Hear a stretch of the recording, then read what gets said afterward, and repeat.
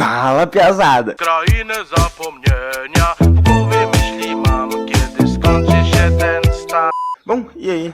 Eu tô aqui de novo para gravar um trabalho de biologia, só que dessa vez em grupo. Eu vou ser o primeiro a apresentar e o resto dos participantes vão ser apresentados antes das partes deles. Bom, o tema de hoje vai ser sobre a vacina do coronavírus, mas nós vamos mostrar aqui 10 motivos sobre por que ser pragmático em relação a essa vacina, por que não esperar uma cura milagrosa para isso. E o primeiro fator que a gente vai citar aqui é a pressa. Como assim a pressa? Bom, todo mundo sabe que o coronavírus foi uma doença, uma pandemia aí que afetou o mundo inteiro em um curto período de tempo. Sendo assim, as pessoas, os cientistas estão correndo muito para desenvolver uma vacina, ou seja, eles estão fazendo algo que demoraria normalmente entre 10 e 15 anos em um ano e meio, no máximo 2 anos. Esse é o primeiro fator que faz a gente colocar o pé no chão quando a gente pensa sobre a vacina, porque geralmente você não espera que algo feito na correria saia perfeito. Isso não quer dizer que as vacinas que estão sendo produzidas aí vão matar todo mundo, não vai adiantar nada, não é isso. Eu só estou dizendo que você não pode esperar que seja algo milagroso,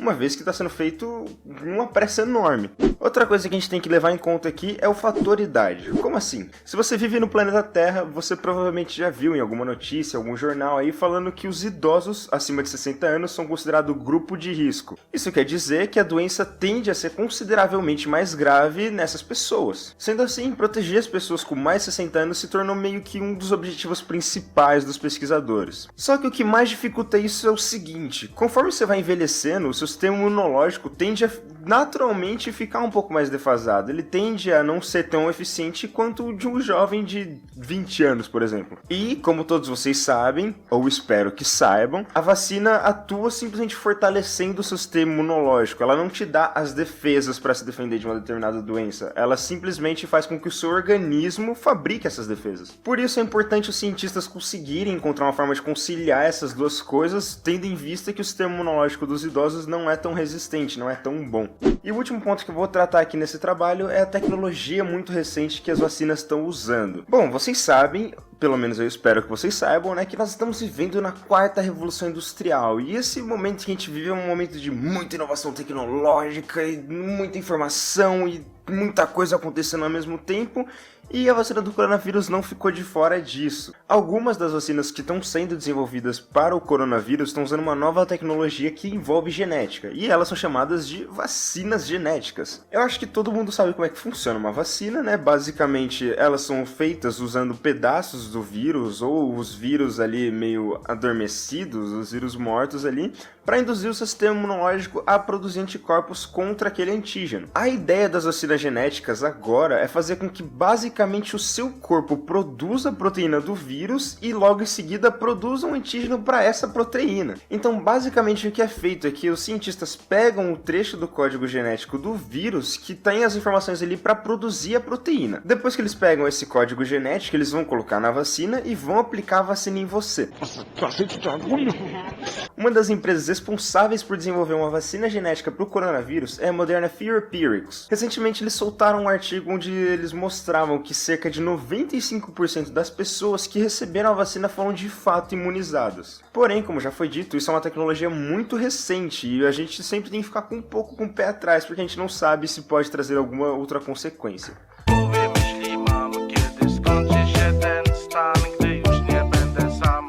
A proteção é algo muito importante. Às vezes algumas vacinas podem proteger alguma parcela da população e a outra parcela pode piorar os seus sintomas. E com alguns estudos em animais, a vacina pode ser 100% segura, mas ao se referir aos humanos, essa porcentagem pode diminuir. Muitos que estão em testes ainda não conseguem passar da fase 3. Um caso recente foi o da vacina Coronavac, que quando estava em testes houve uma morte. Mesmo não sendo da vacina, gerou muitas desconfianças.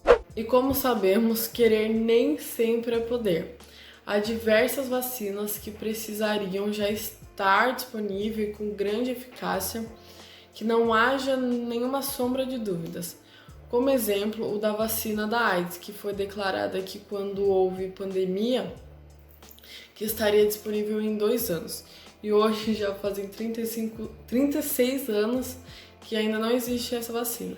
A vontade de que a vacina do Covid chegue logo é algo inevitável, só que as pesquisas comprovam que vai ser algo demorado e que requer muitos estudos. E também a falta de interesses comerciais ajuda a agravar esse tempo. A vacina, como um todo, sempre vai requerer efeitos adversos, como a produção que está feita, tentando descobrir um novo método para a prevenção do Covid, ela está usando seu próprio vírus enfraquecidos, o que pode levar a reações indesejadas, causando muitos sintomas piores. E além disso, o coronavírus é algo ainda muito novo, o que pode levar a novas informações, como é o caso do vírus da peritonite infecciosa felina.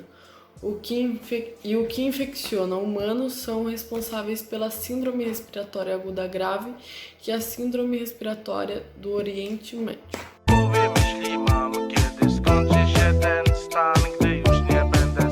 Produção em larga... Produção em larga escala. Um dos principais desafios que enfrentaremos caso se obtenha uma vacina eficaz contra o coronavírus será a sua produção em larga escala, para que chegue a maior parcela possível da população mundial. Dentro disso, podemos citar dois fatores que acabam dificultando esse processo. O fabricamento de bilhões de vacinas, além de considerar 2 doses por pessoa, e também temos a produção em massa sem afetar a produção das outras vacinas importantes. Também temos que citar a imunidade natural. Hoje é um fato que as pessoas que já tiveram a doença podem ser infectadas novamente. Uma possível explicação seria que a presença de anticorpos desaparece gradualmente ao longo de alguns meses após a infecção.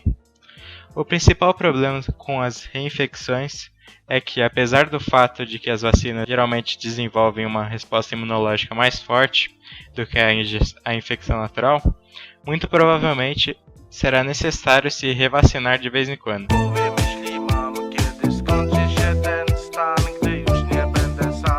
Oi pessoal, o meu tópico foi da logística de conservação e distribuição das vacinas. Primeiramente, a gente tem que entender que, por exemplo, a vacina do corona, ela, como é uma pandemia, é algo mundial, a gente tem que entender que isso demanda de tempo para que as empresas de transporte e todos os países que estão envolvidos entrem em um acordo. Depois, um dos maiores desafios seria a conservação em si, porque a maioria das vacinas precisa estar em uma cadeia de frio. A maioria precisa de entre 2 e 8 graus Celsius para serem conservadas. Só que existem diversas vacinas e algumas necessitam de uma cadeia de frio de menos 70 graus Celsius. Então esse é o maior desafio das empresas de transporte. Agora o meu tópico é sobre a proteção parcial das vacinas. Bom, primeiramente a gente tem que entender que, claro que no momento que a gente está vivendo, por exemplo, é muito difícil porque a gente fica naquele desespero de uma vacina logo para se proteger logo.